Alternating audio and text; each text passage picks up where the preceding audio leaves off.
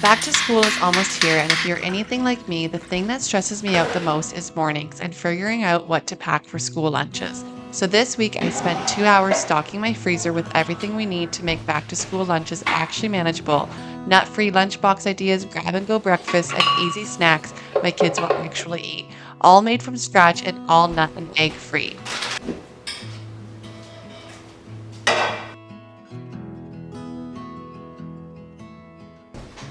I'm not going to lie, it may have taken a little more than 2 hours with the grocery search, but not everything always goes to plan, and that's okay because there is beauty in the kitchen and in cooking when things get a little chaotic. So come into my kitchen and let's stock that freezer for back to school. All right, today we are going to do a whole back to school marathon food prep. We are making a bunch of back to school snacks, lunches, easy breakfast options, and some dinners that we can easily throw into lunches as well. But the biggest thing is that I have a timer set for 2 hours. I'm going to try and make all of this in under 2 hours, and they are all egg free and nut free because I know some schools are both egg and nut free. So all of the recipes here today will be just that. So first off, we are going to be making a nut free granola bar, and you don't have to bake it in the oven. You just have to toast up some coconut and melt the syrups together. But let's start that because the timer is set and we need to get cracking because I only have a bit of time before my kiddos are home. So I decided to set the timer because I only had a bit of time today to make a few back to school freezer meals. And honestly, this is one of the best ways to keep on track. So if you are pinched for time, I highly suggest to set a timer and just start cooking because it really keeps you on track. So today we're starting off with easy nut-free granola bars for a back to school freezer haul. And it took me a while to find the perfect granola bars that can freeze without falling apart. But let me tell you, these are so good and they definitely stick together, which is a huge win. But all I started off with by doing is adding 1/3 cup of honey and 1/4 cup of coconut oil to a pot over low heat until the coconut oil is melted and it starts to bubble. Then I just removed it off the heat and I added in 1 teaspoon of vanilla extract. And then to a small skillet over low heat, I added about a half cup of unsweetened coconut flakes just to lightly toast them. You definitely want to keep your eye on these coconut flakes because it can burn quite quickly. So all it takes is just a few minutes.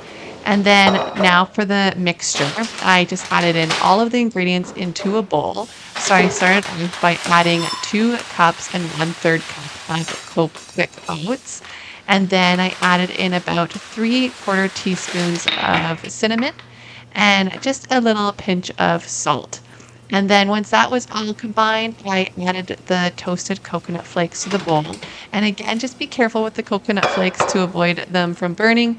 It only takes a few minutes for them to just brown up a bit. And then I stirred the ingredients together and added the wet ingredients of the honey and coconut oil together. And then I just added in about a 1/4 cup of chocolate chips and half a cup of dried cranberries or raisins. And then I just gave it a good stir, and you can always top off more with the chocolate chips when the batter is all together, and it is absolutely delicious.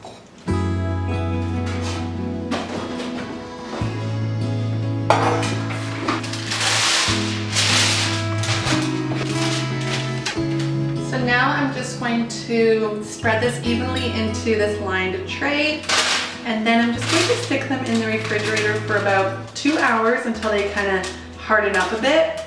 And I find this makes an amazing back to school snack to go along with their lunch, especially being granola bars and being nut free. My kids just love granola bars, and I have had a hard time finding ones that actually stick together.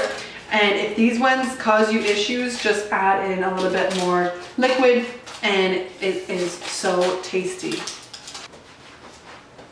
You can also add in some chocolate chips for the top of it. I find it's just like a fun little addition for the kids.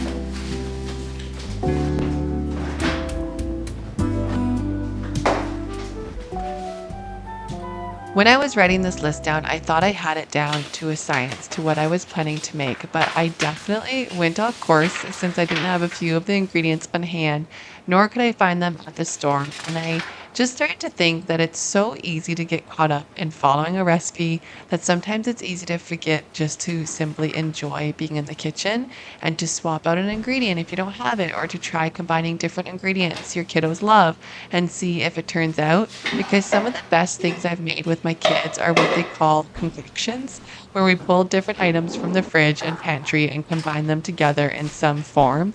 And honestly, most turn out pretty decent. And best of all, it's fun and they're involved in the process. So it really is a win win.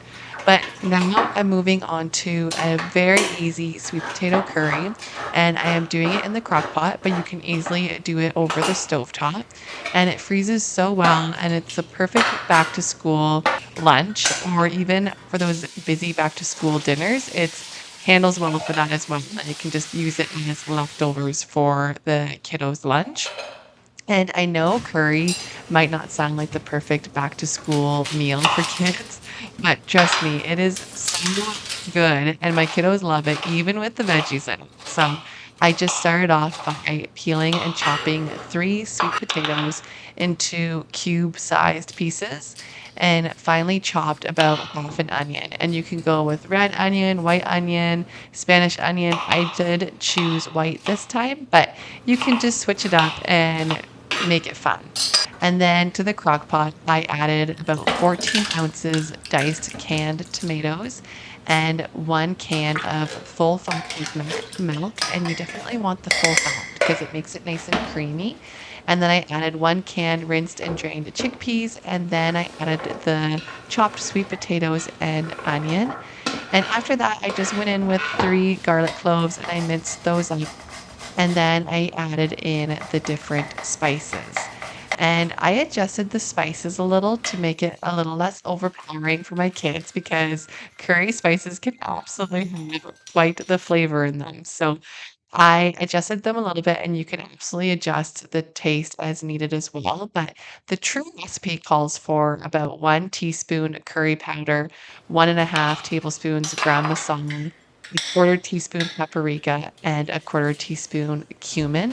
And then I just added a fresh squeeze of lime juice, about 1 lime, and I gave it all a good stir and set it on high for around 3 hours or on low for about 5 hours.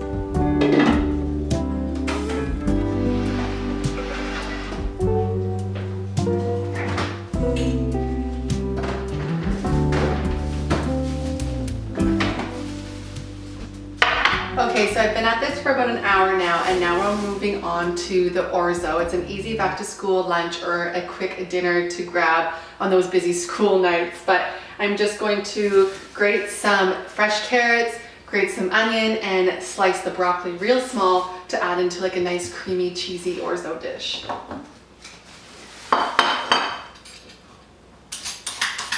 This veggie orzo is perfect for back to school lunches, and all I did was just start off by peeling and chopping around 5 small carrots. And once they are finely grated, it equals to be about a half a cup of carrots. And then I also finely grated about a half an onion, and this ends up equaling to about a half a cup of onion. And then after that, I minced half a cup of broccoli in the food processor, and using the food processor is completely optional.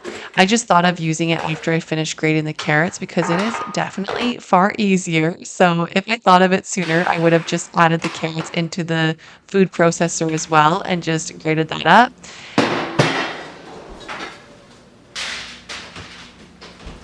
Then I added 3 cups of broth to a pot over medium heat. And then along with the broth, you can use chicken broth, bone broth, whatever kind of stock that you want. But along with the broth, I added grated carrots and the onion and the grated broccoli and added about 1 cup of dry orzo pasta. And I absolutely love using orzo pasta for this dish. I mean, really, you could probably use any type of pasta, but I find that orzo pasta really gives it that creaminess. And then you want to allow that to boil, then reduce the heat to low and cover and cook for about 10 to 12 minutes or until the broth is mostly absorbed and the orzo is al dente. And once the most of the broth is absorbed, you add about half a cup of Parmesan cheese and 2 tablespoons Greek yogurt. Give it a good stir and taste and add any additional seasonings to your liking. I absolutely love freezing the orzo into muffin trays. Then, once it's frozen, I just simply pop them out and add to a freezer safe container or Ziploc where you can pull one or two out the night before and reheat the next day, either cold or in a thermos for school lunches. And it serves so well. If you want to add a little bit of extra milk to make it a little extra creamy that morning, then absolutely you can do that too. But this is a little overview of my current kitchen and why I love batch cooking whenever possible in hopes of one less tidy. Okay, so now moving on to the easiest oatmeal waffles. They literally only take 3 ingredients. I added 2 cups of rolled oats to a blender and blended on high for around 30 seconds until a fine flour formed. Then I added 2 medium bananas, which equals to around 1 tightly packed cup. And then I added 1 cup of milk. And you can really use any type of milk you'd like. I ended up using goat's milk. Then blend that until the mixture turns smooth. And then you just simply put some coconut oil or butter onto a waffle maker and use a dry towel just to kind of smear that coconut oil all over the waffle maker to avoid it from sticking. And I just simply scooped out the batter, put it into my waffle maker, and I just press down, let it sit for a couple minutes, and ta-da! It makes a really beautiful, tasty, egg-free waffle. And honestly, this was probably the one of the hardest type of foods that I had a hard time finding or creating a recipe without eggs in it because I find that waffles are so delicate to begin with that it's really nice to be able to find one that you don't have to use a flax egg or an egg or anything like that to make a beautiful tasting yummy waffle. And they serve amazing for back to school lunches because you can just easily pop it in the tray, add some maple syrup with it, some easy maybe turkey sausage or some fresh fruit, and call it a day.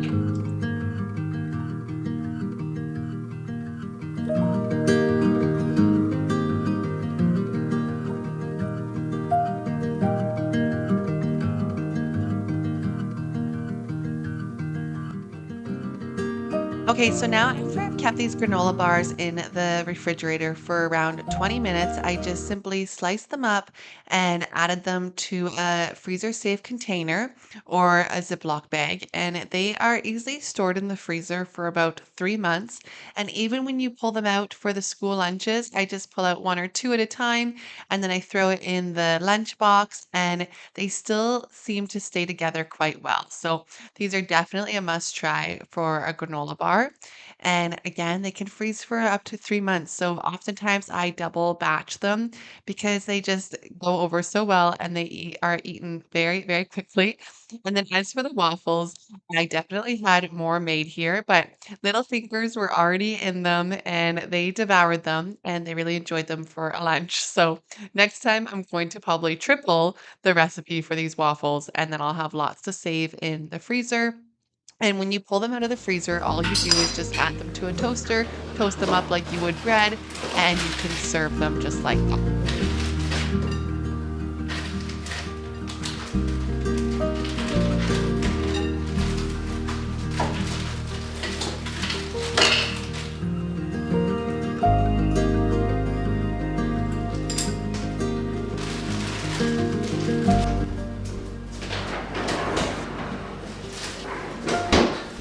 Okay, so now this orzo I put into the muffin tins and covered it and put it in the freezer for a little while, and I just wanted to transfer it over into a freezer bag, and then that way I can just take it out the night before for the lunches and I can just easily heat it up with a little bit of milk, or I can just simply let it de-thaw, put a little bit of vegetable broth into it, and then it's good to go.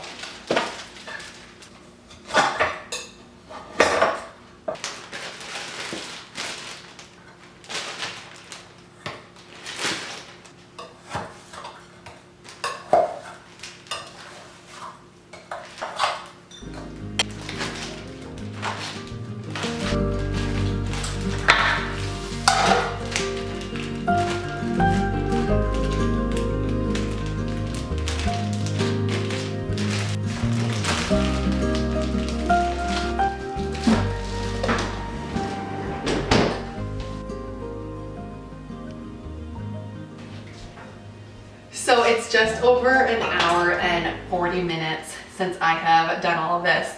Everything is finished. I was going to make raspberry bliss bars, but they have peanut butter in them and I totally neglected to see that. So as much as I can make them for an after school snack, I want just something that is more universal that they can bring to school as well, that's nut free. But I was also going to make these back to school like pizza roll-ups for their lunch, but I don't have the pizza dough that I wanted to use, and you can easily just grab them from the store already pre-made pizza dough, and I will link the ones that I really like down below. But I might try and make my own pizza dough. I have yet to have ever done that. So we will see if I want to do that feat or if I'm going to go run to the store a little later and get the pizza dough already pre-made, because that is a much easier and sustainable option. So of course go ahead and do that. But I might try and dabble with my own dough today. But other than that, everything feels so good. I have everything in the freezer, the granola on the counter, I have the crock pot curry going, it's just finishing up. And then that's it for the back to school haul. So I'm going to jump into the pizza dough and then we'll go from there. So I need to be completely honest here. The entire 2-hour back to school meal prep timer didn't really work completely to plan because my kiddos came home and I wanted to spend the afternoon with them. So we went out and enjoyed the beautiful sunshine and then headed to the grocery store to try and find the pizza dough. And it didn't work to plan because no stores had the dough I was hoping to find. And if it was that hard for me, I definitely don't want it to be that hard for you either. So going back to what I was saying earlier about switching things up in the kitchen, sometimes it turns out to be for the best. So instead, I made muffins because it's such an easy snack to add to a back to school lunch. I started off by combining all of the dry ingredients together, which was 1 3/4 cup of regular flour, 1 teaspoon baking powder, half a teaspoon baking soda, half a teaspoon salt, and about a quarter teaspoon cinnamon. Then in a second bowl, I added all of the wet ingredients together. So I added about 1/3 cup melted coconut oil or just coconut oil, and you could easily swap that out for olive oil.